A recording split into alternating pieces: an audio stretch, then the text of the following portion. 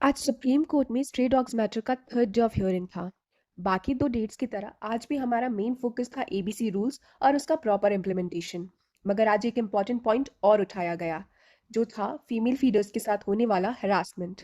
मगर सैडली उसे बहुत बुरी तरह से इग्नोर किया गया सुप्रीम कोर्ट के जजेस द्वारा। वैसे तो एनिमल वेलफेयर साइट की हर मेजर कंसर्न को बेंच ने कैजुअली ब्रश असाइड कर दिया, और सिचुएशन तो और डिस्टर्बिंग तब हो गई जब फीमेल डॉग फीडर्स के हरासमेंट का इशू रेज किया गया।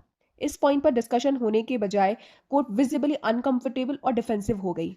सीनियर एडवोकेट महालक्ष्मी पवानी ने कोर्ट के सामने क्लियरली और स्ट्रांगली बताया कि इंडिया में dog feeders, specially women feeders को सिस्टमैटिक हरासमेंट फेस करना पड़ रहा है। सिर्फ वर्बल अब्यूज नहीं, बल्कि मॉलेस्टेशन, फिजिकल असॉल्ट, डेफमेशन और कई केसेस में तो फीडर्स के घर में घुसकर तोड़फोड़ की गई है। गाजियाबाद का एक एग्जाम्पल भी रिकॉर्ड पर रखा गया, जहां एक विमेन फीडर को 19 बार स्लैप किया गया। इसके बावजूद पुलिस अथॉरिटीज एफआईआर तक रजिस्टर नहीं कर रही है।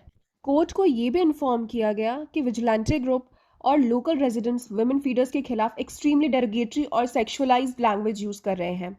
लाइव लॉ के मुताबिक हियरिंग में स्पेसिफिकली ये वर्ड्स कोट किए गए, जैसे ये औरतें कुत्तों के साथ सोती हैं, इनको कुत्तों से ज्यादा लगाव है, और ऐसे स्टेटमेंट्स जो clearly character assassination, criminal defamation और सेक्सुअल हरासमेंट के एम्बिट में आते हैं। इस सीरियस सबमिशन पर बेंच का रिस्पॉन्स ये था कि अगर किसी विमेन के साथ हरासमेंट या असॉल्ट होता है तो वो एक क्रिमिनल ऑफेंस है। एफआईआर लॉन्च की जाए और हाई कोर्ट अप्रोच किया जाए।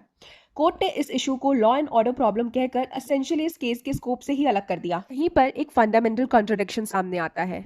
जब बार बार ये बताया जा रहा है कि ना एफआईआर रजिस्टर होती है, ना प्रॉपर इन्वेस्टिगेशन होती है, तब सिर्फ एफआईआर कर दीजिए कह देना काफी कैसे हो सकता है? अगर डॉग फीडर्स के साथ हो रहा वायलेंस और जेंडर बेस्ड हरासमेंट इस केस से रिलेटेड नहीं है, तो फिर क्या रिलेटेड है? कोर्ट रिपीटेडली पब्लिक सेफ्टी और ह्यूमन सेफ्टी की बात कर रहा है, लेकिन सवाल ये है, क्या विमेन फीडर्स के खिलाफ हो रहा क्राइम ह्यूमन सेफ्टी कंसर्न के अंदर नहीं आता?